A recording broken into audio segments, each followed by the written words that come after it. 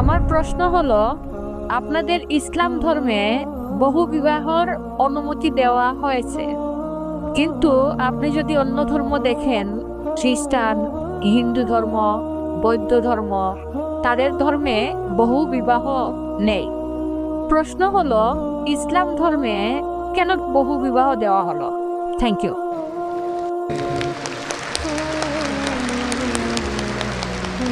তবে ইসলামই হচ্ছে একমাত্র ধর্ম, আর কোরআনই একমাত্র ধর্মীয় গ্রন্থ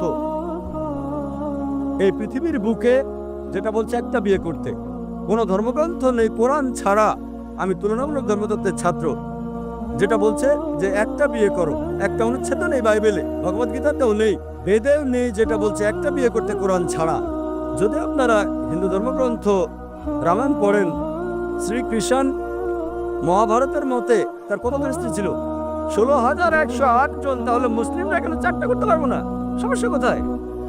শ্রীকৃষ্ণের যেখানে স্ত্রী ছিল 16,108 জন, আমাদের 4 জন হলে সমস্যা কি?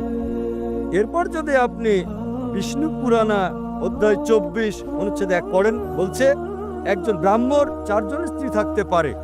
যদি ইহুদিদের গ্রন্থ পড়েন, এতে অনুমতি আছে যত ইচ্ছা তত বিয়ে করার। যদি খ্রিস্টানদের বাইবেল পড়েন, এতে অনুমতি আছে যত ইচ্ছা তত বিয়ে করার জন্য। যদি বাইবেল পড়েন, আব্রাহামের 3 জন স্ত্রী ছিল। সলোমনের কতজন স্ত্রী ছিল? তার 700 স্ত্রী ছিল।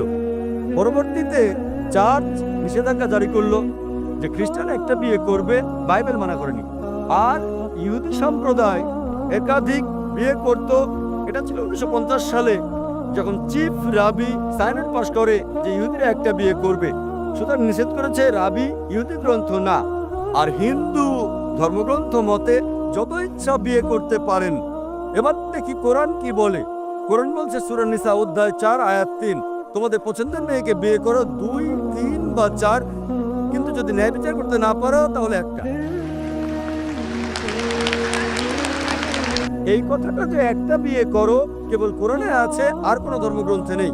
বলা হয়েছে পছন্দের মেয়েকে বিয়ে করতে 2, 3 বা 4, কিন্তু ন্যায় বিচার করতে না পারলে একটা বিয়ে করো। আর কেউ যদি একের অধিক বিয়ে করতে চায়, কোরআনের দেওয়া একটা শর্ত হলো ন্যায় বিচার করা। যদি সমান আচরণ করতে না পারো, একটা বিয়ে করতে হবে। এখন কি কারণ, যুক্তিসঙ্গত কারণ একজন ভাবতে পারে কেন ইসলাম পুরুষকে একের অধিক বিবাহ নির্দিষ্ট করেছে? অনেক অমুসলিম মনে করে এটা ফরজ, বাধ্যতামূলক। এটা বাধ্যতামূলক নয়, অতিরিক্ত। এটা ফরজ না।